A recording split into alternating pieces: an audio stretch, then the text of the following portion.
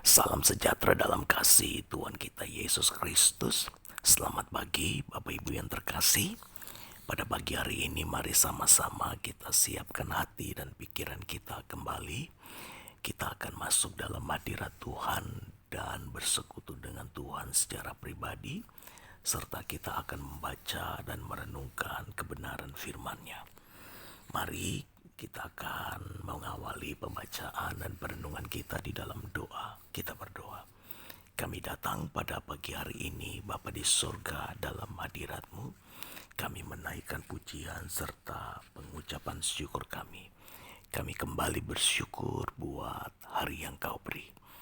Pada pagi hari ini Allah kami mau membaca dan merenungkan Injil-Mu. Kami percaya Injil adalah kebenaran firman Allah. Kami percaya Injil adalah kuasa Allah. Kami percaya Injil adalah kekuatan Allah. Kami mau buka hati dan pikiran kami pada pagi hari ini untuk ditaburi oleh kebenaran Injil-Mu. Ini doa kami yang kami alaskan dan panjatkan hanya di dalam nama Yesus. Haleluya. Setiap kita berkata amin.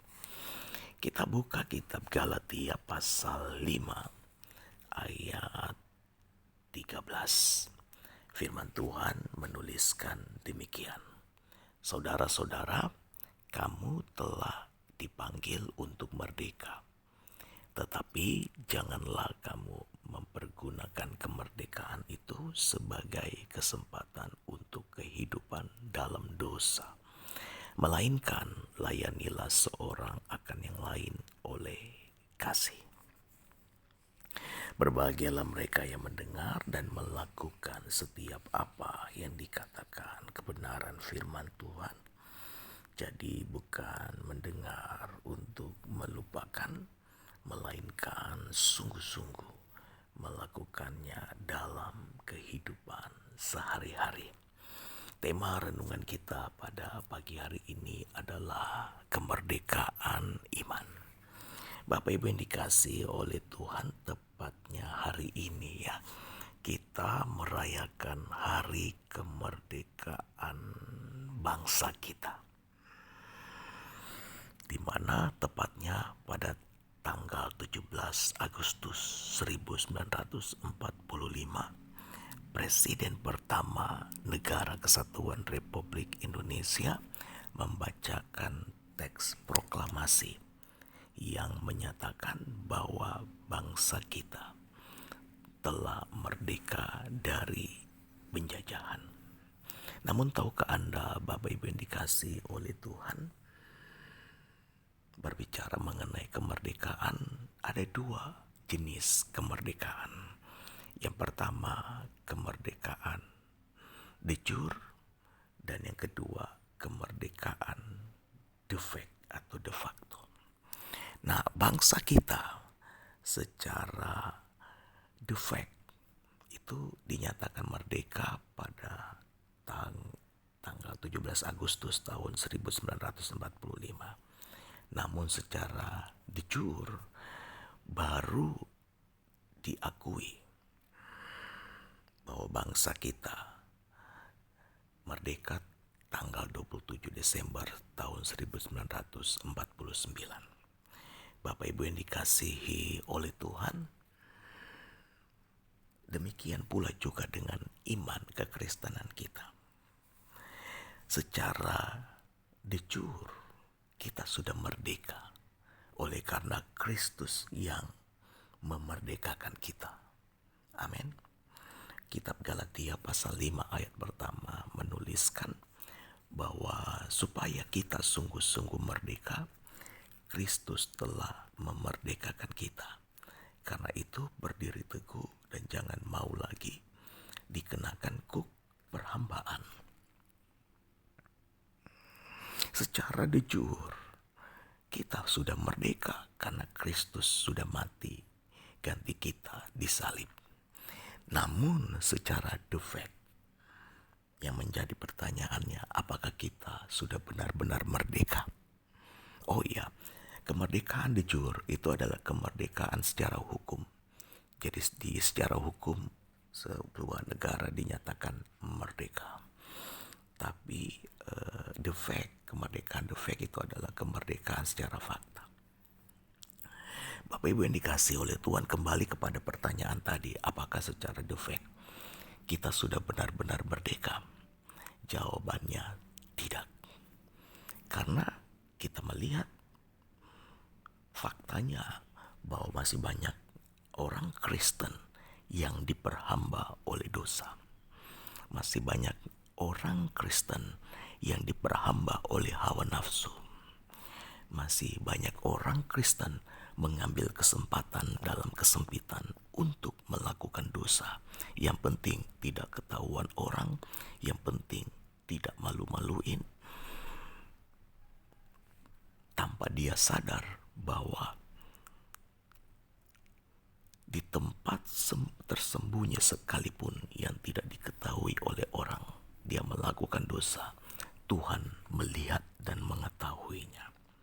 Nah, Bapak Ibu yang dikasih oleh Tuhan, maksud Yesus memerdekakan kita di salib supaya kita tidak lagi diperhamba oleh dosa. Maksud Kristus memerdekakan kita secara de jure supaya secara de facto kita melepaskan segala perhambaan dan berdiri teguh. Nah, itu sebabnya Bapak Ibu yang terkasih, firman Injil yang adalah firman Tuhan menasihati kita untuk begini. Kita jangan mempergunakan kemerdekaan yang Tuhan berikan sebagai kesempatan untuk berbuat dosa. Tetapi mari kita menjadikan kemerdekaan yang Tuhan berikan sebagai kesempatan untuk menjadi hamba kebenaran, menjadi hamba sesama, melayani sesama, dan menyerahkan hidup dipimpin oleh Roh, serta saling tolong menolong satu dengan yang lainnya. Nah, ini pesan Tuhan bagi setiap kita pada pagi hari ini, Bapak Ibu yang terkasih. Kita melakukan Injil bukan untuk dimerdekakan, tetapi karena sudah dimerdekakan. Tahukah Anda, Bapak Ibu yang terkasih, berita Injil bukanlah berita tentang usaha manusia mencari Allah. Berita Injil adalah berita inisiatif Allah mencari dan menyelamatkan manusia.